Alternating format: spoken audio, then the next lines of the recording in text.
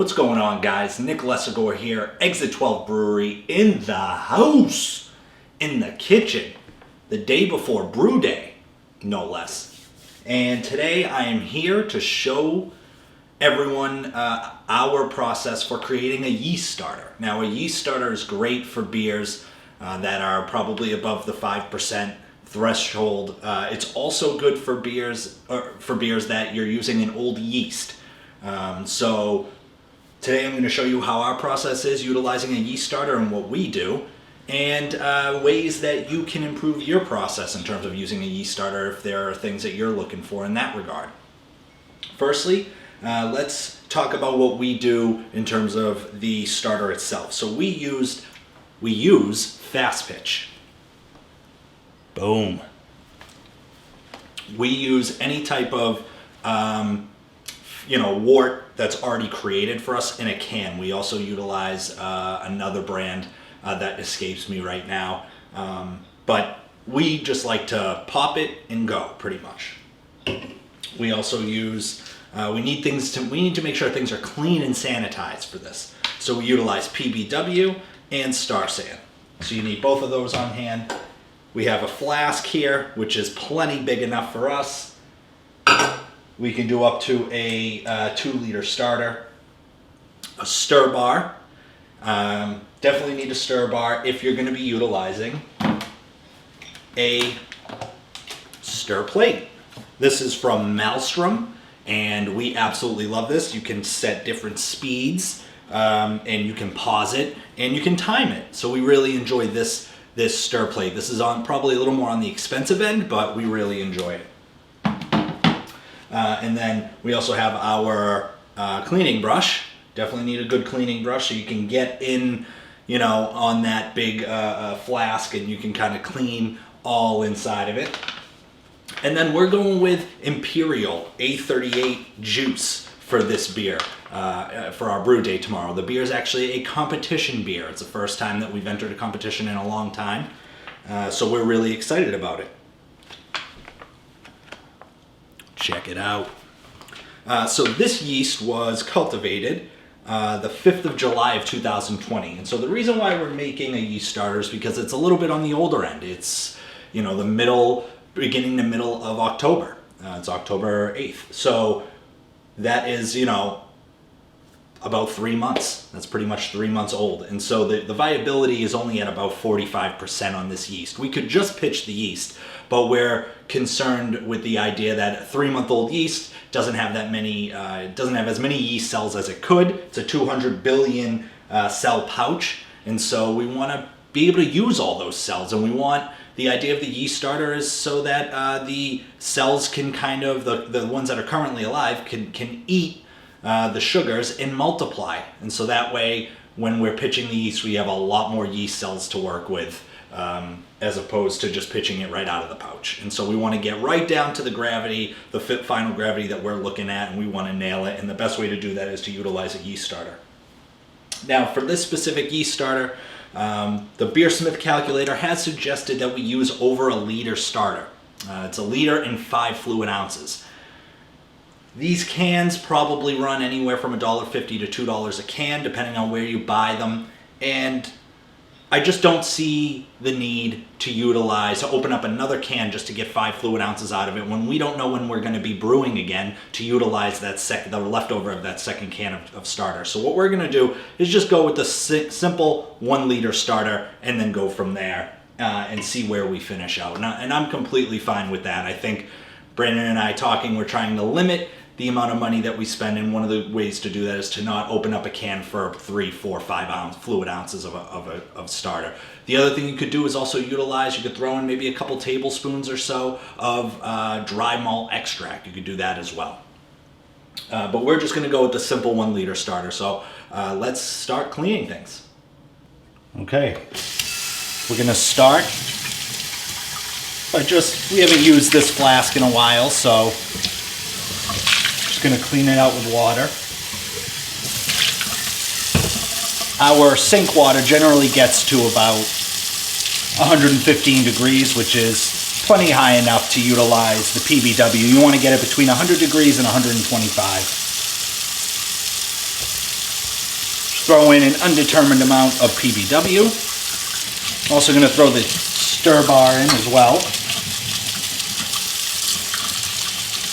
We're going to fill up the flask here. And as you can see, the water gets a little cloudy from the PBW. I like to swish it around. I like to put my hand on the top. Get it going a little. Ooh. Get it going a little bit. And sometimes there's, with a cleaner flask like this, sometimes there's no need for the brush, but I will be using the brush in the sanitizing phase. So we want to just make sure this is nice and clean. My hands are slippery, that means the cleaner is escaping, but I get to clean the outside this way. Pressure building up. And we'll dump this out. Make sure you catch the stir bar. There is a little groove in the flask that ensures that the stir bar won't fall out on its own, which is a nice design that's made by the stir bar, or the flask folks. I'm going to fill this up now with hot water. Okay, we got it about a half, 3/4 full of water. I'm going to do the same thing. Make sure that the cleaner is adequately removed. This thing is crystal clear. Do the same thing, cover my hand on the top.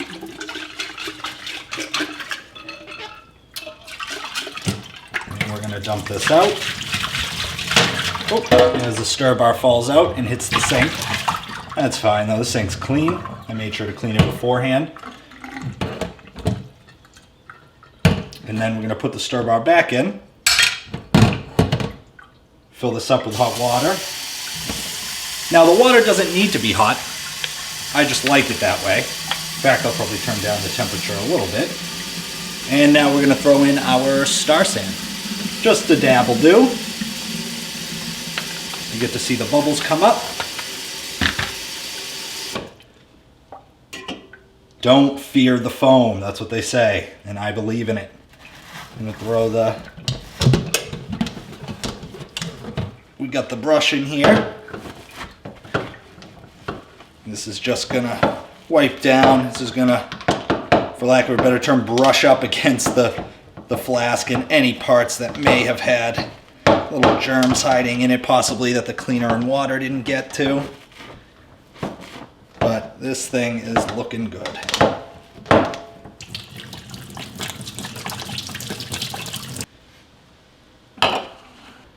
Okay, we're here at the next step.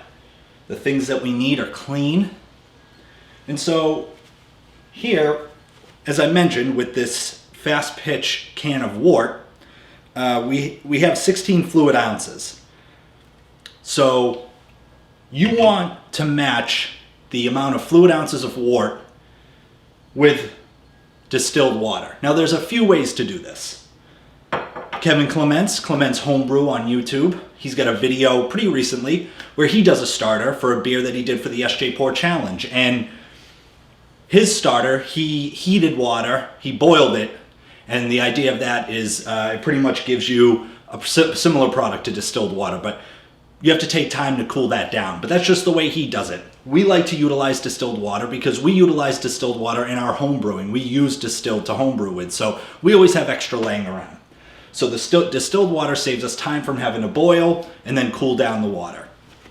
Another quick tip, when you're utilizing these fast pitch cans of wort for your starter, make sure they're room temp. You don't want to throw in ice cold right from the fridge starter wort, because what it's going to do is it's going to bring down the temperature and it could kill off the yeast that you're pitching into the starter itself.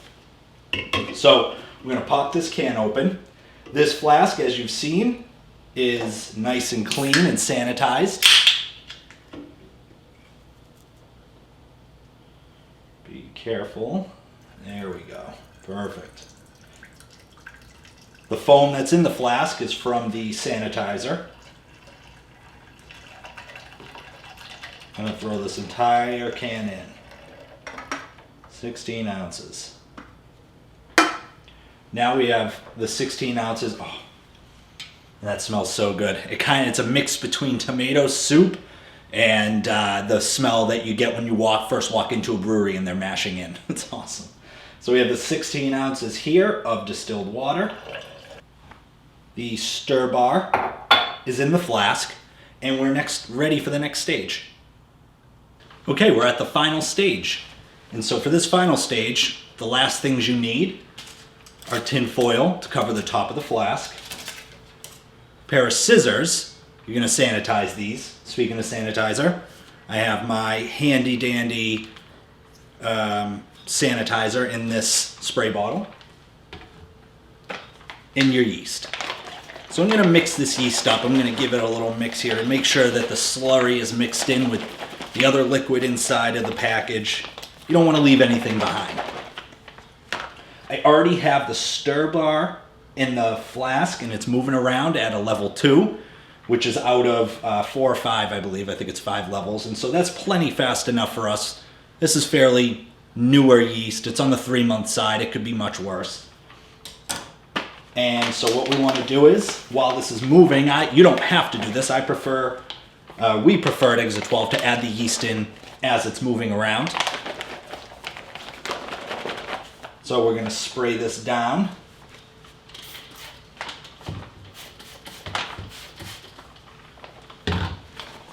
Got the yeast pack, has some sanitizer on it. We're going to spray down the scissors. And we're going to open this up. Now it's got the little etches, so you can open it up with your hands, but I like to get a nice clean cut.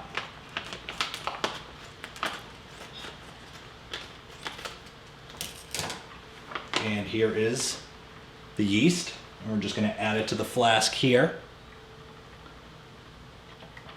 Oh yeah.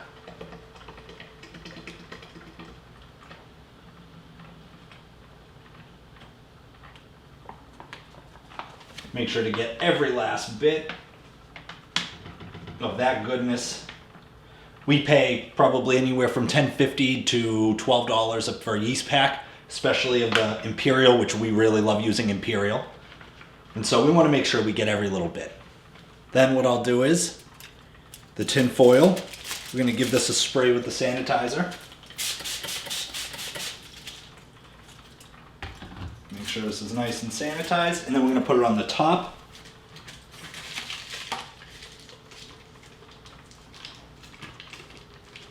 And just make sure it's on there tight. It doesn't need to be air sealed, with that oxygen can't get in and out. Because what you want some oxygen to get in there because it's going to help enhance the yeast eating up the starter wort.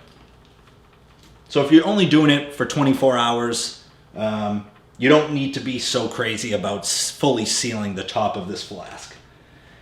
And then what I'll do is we're going to push this back against the wall.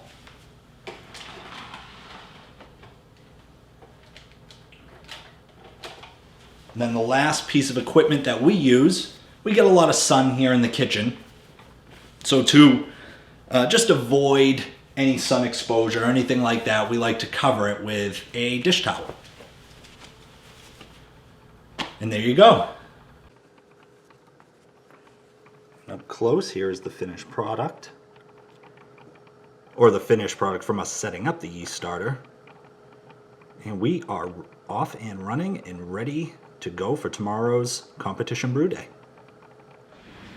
What's going on, guys? Nick Lesagore here. Brandon LiQWYD. Exit 12. Brewery.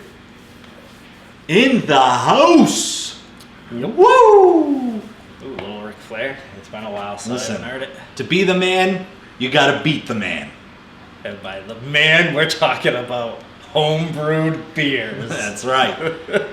And speaking of Ric Flair and homebrewed beers, and speaking of to be the man, you gotta beat the man, we're in a homebrew competition. That's right. That's what we're brewing for today, Brandon. Tell them about the competition. Sure, yeah. So it's a local competition. I totally forget the name of it, so I think it's the New England or Boston beer competition. I don't know what it is.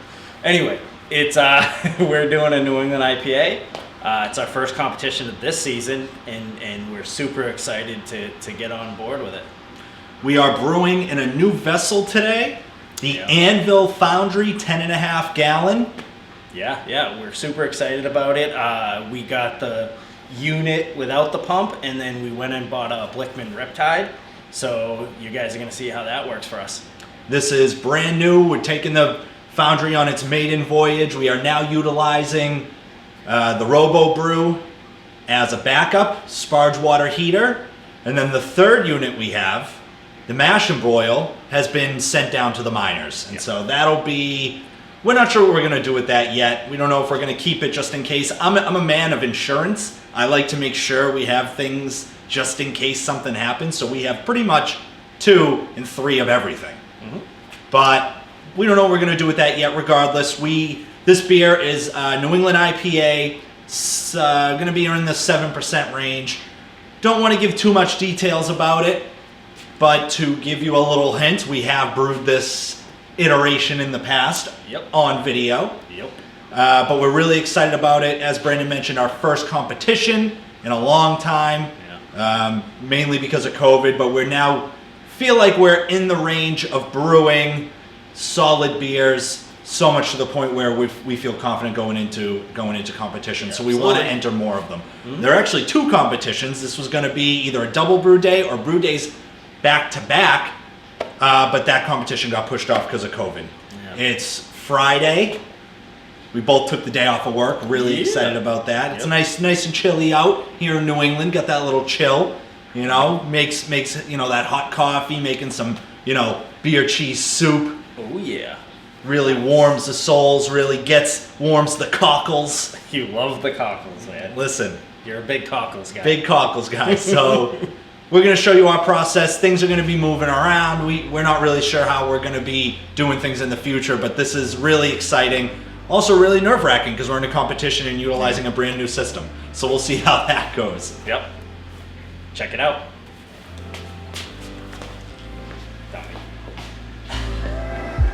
All right, guys, we're just milling the grain for our New England IPA. It's a competition beer. Let's do this.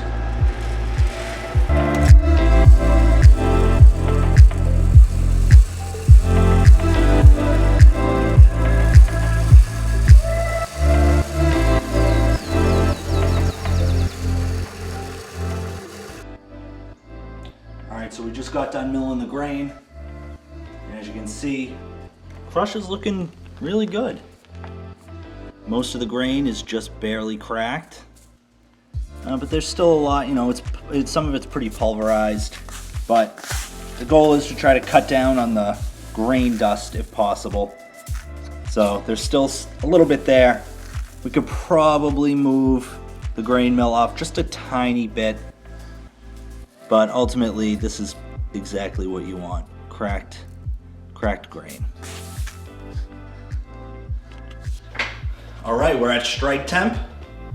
Our first time in what feels like forever. Yeah. Time to mash in on this competition beer. Let's do this. All right. First time using the Anvil Foundry. The great thing, pros to this unit, no center pipe. We love that. The cons is there's open space here on the sides, which would allow grain to get in. And then another minor con is that the pipe itself, as you can see, it's moving around a lot. And as we're mashing in, we just really love having no center pipe. Alright guys, so I figured I'd show you guys our new setup. That's with the Anvil Foundry. We got a Blickman Riptide. I fitted it with some quick disconnects. So far so good with that. There's the unit. Yeah, so far so good. We're starting to learn it, but it's doing its job so far. All right, so now with the new setup, we're utilizing the Brew as a sparge water heater. So we're going to add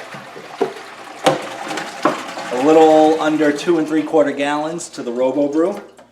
What I love about having the RoboBrew as a sparge water heater now is not only if something happens to the Anvil, we have a backup system and then a third backup system with the mash and boil, but we also can recirculate the sparge water so that we can ensure that the water is at an even temperature. As you can see, the Riptide is riptiding. This thing is pumping through the wort. Well, don't like that.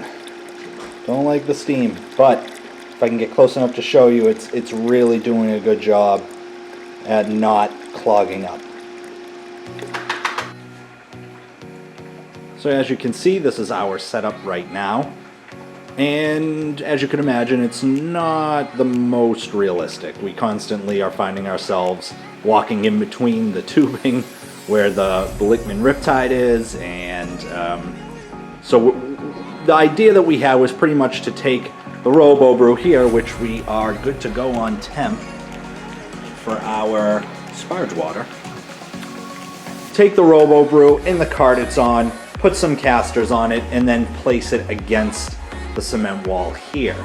And then because this is where the vent is, what we would do is we usually have the Anvil now is on this unit here, this cart with wheels that we really love utilizing. So we'll just place that directly next to the RoboBrew, and this way there'll be no walking in between hoses and you know, just trying to reduce the percentage of error and reduce and increase our efficiency in the process. One thing I can tell you that we love about the Anvil is the controller being on top. There's no need to bend down. Everything is good to go. And it's just easier. And as you can see here, the flow is nice and fast. The Riptide doing its job. No rice hulls were used in this recipe. And there were 2.5 pounds of flaked oats. So we are really happy with the unit so far. We can't wait to get some numbers. All right, so Brandon's gonna pull up the malt pipe. We have reached our 60-minute mash. We've also mashed out at 170 for about 5 minutes. It took about 20 minutes to get up to the 170. But right now, I'm just gonna set, that's Celsius. I'm gonna set it to boil so that we're ready to go. Hit it at 100%.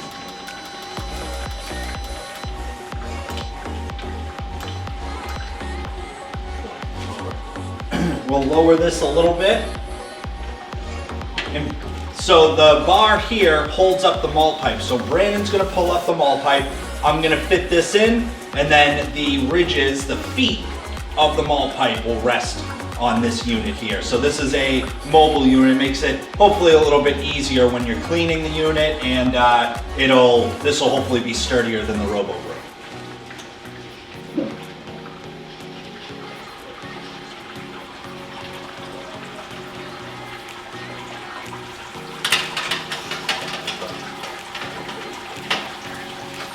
Not yet. All right. We'll turn it.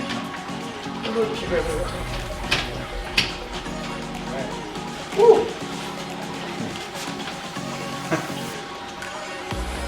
My boy's needs more arm strength. It's tough to hold it at a position like that because it wasn't over my head or under my head. So yeah, it would have been. Again, always learning. We could have just moved the table down a little bit more, would have made it a little bit more comfortable for Brandon. But now, Yeah, fuck me though, right? So now we're gonna take the sparge water. I'm gonna take one gravity reading for first runnings, just to make sure that we took one earlier, just to make sure we're still there, or at least a little bit higher.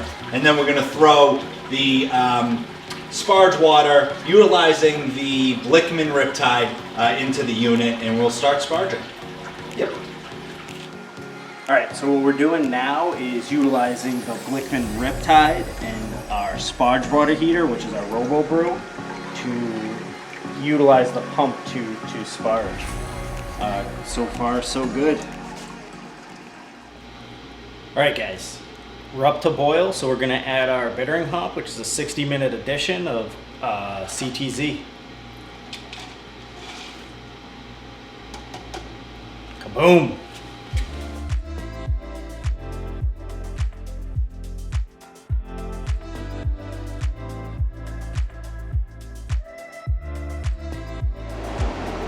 Okay, 10 minutes left in the boil. Got a half a teaspoon of Irish moss. I like to put it in to clear up, kind of help get some of the hops and yeast out of suspension while we're cold crashing. Okay, 5 minutes left in the boil. We have about 1.5 ounces of an undisclosed hop with our yeast nutrient. We're gonna throw that in right now.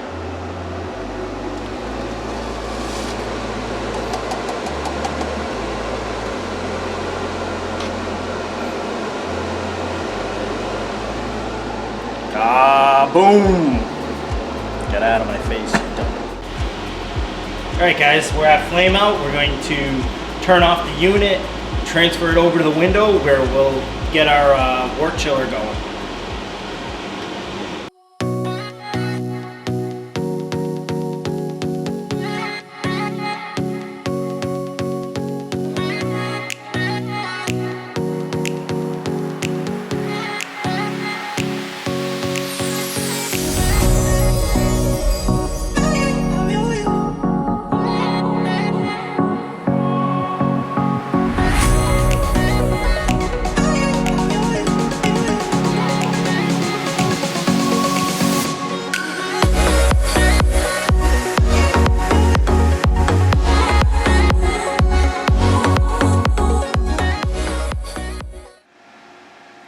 Alright guys, we got 5 ounces of hop going in the Whirlpool at 180. We're going to do that for 15 minutes. Let's get it.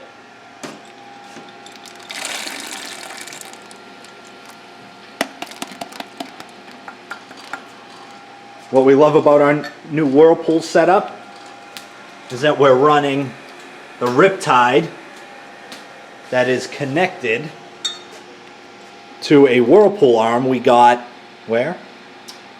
Brewer's Hardware, Yeah, maybe? I think so. Brewer's Hardware. And it is just giving us way better of a Whirlpool than the Brew sparge arm does. Recirculation arm. Just gives us a much stronger Whirlpool, much more professional looking. As you can see, we're cooling down the wort. Temp is dropping very quickly. We started at 184 degrees. We just turned it on and we're already down to 149, 48. Whirlpool went very well, very easy. Really psyched about the Whirlpool arm and how it matches up connected to the Riptide. The only thing we're kind of having trouble with the Riptide is we couldn't get the excess wort out, so we had to unplug it, and we have quick disconnects. But that's the problem. 184 degree wort, quick disconnects. The pump wasn't strong enough to pump it out. I don't know if it wasn't strong enough. We just got to figure out what we're doing wrong. I think the pump is mighty strong. It's just something happened. This pump fucking sucks. Not happy with it. All returning it. John Lickman, tell him that to his face. Alright guys, down to pitch temp. We are just going to transfer using the pump over to the Fermzilla. So let's get after it.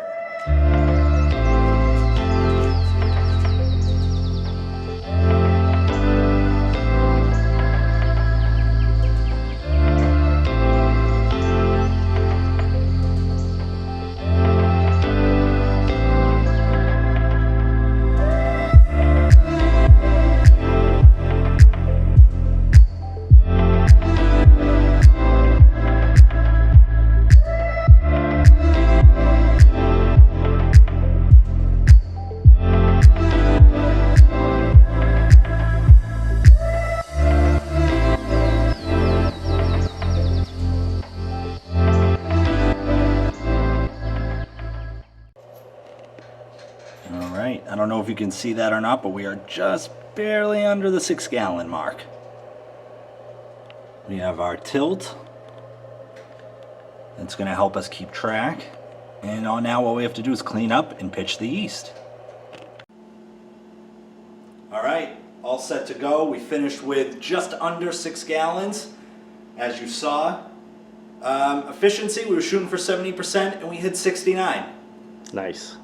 Overall, not bad. We definitely want to work on that number though, so we're still definitely dialing in this system. Here we have some very healthy, as you can see, Imperial A38 juice yeast that has been sitting for a little over 24 hours. On our stir plate. Or was it on our stir plate? Yeah, definitely was on the stir plate. As Brandon says, time to patch. Rude.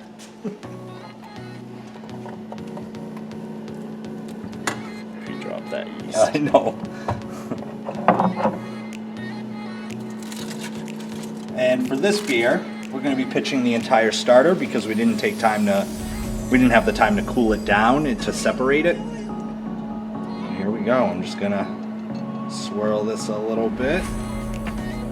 Try to get the little bits on the bottom.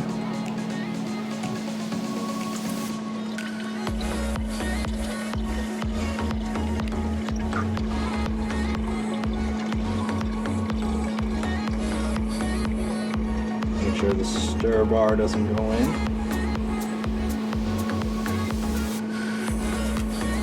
Get every last little bit. We're gonna put this on gas. Back up. We're gonna put this on gas, and then we're good to go. Okay, here we go. Got my brand new Comos regulator. We're gonna put this beer on 10 psi. Love this sucker. What I really love about this regulator is that you can really dial in easily how much gas you want with this handle. So it's sitting on 10 psi right now. We're gonna pressure carbonate. We're gonna pressure ferment this. As you'll see right now, Brandon just backed up.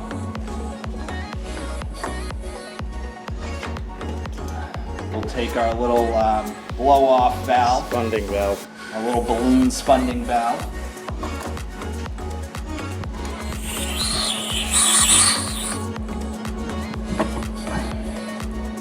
Right now it looks like I might have overdone it. We're sitting at about 15 psi. Let the air out. We're going to go to about 10.